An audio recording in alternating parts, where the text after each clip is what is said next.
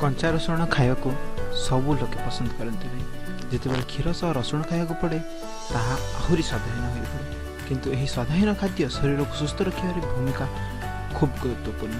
तेज कौन प्रकार स्वास्थ्य जनित समस्या रसुण क्षीर पीबार आवश्यकता रही जानतु से संपर्क में किसी खास सूचना।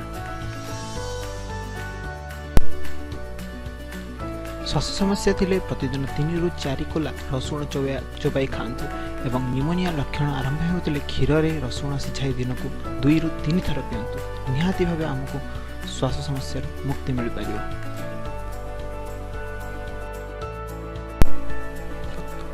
रक्त रे कोलेस्टेरोल मात्रा बढ़िले हृदजनित समस्या आरंभ हुए। धमनी रे रक्त सुचारू रूपे संचालन हो पारे नहीं।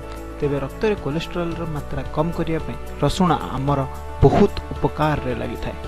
तेणु रसुण खाइबा आज आरंभ करदेवा आवश्यक। शरीर में टॉक्सिन रो मात्रा बढ़िले कलिया जलिया परि अनुभव हुए एवं जॉन्डिस परि समस्या मध्य देखा जाए। तेणु रसुण व्यवहार करने द्वारा एथिरु मध्य मुक्ति मिलता है।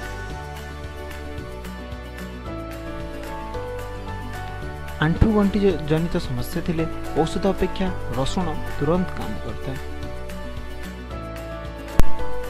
अनिद्रा परि समस्या थिले सोईबा पूर्व एक ग्लास क्षीर सहित रसुण को पियाइबा निहाती आवश्यक। अल्प किछि दिन मध्य यही अभ्यास करने द्वारा आम सुनिद्रा पाइपर।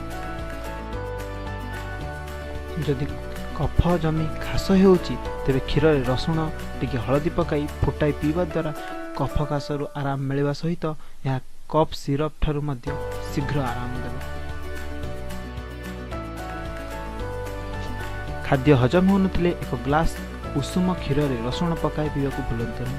यह हजम शक्ति बढ़ाइबा सह शरीर रोग प्रतिरोधक शक्ति मध्य बढ़ाई थाए।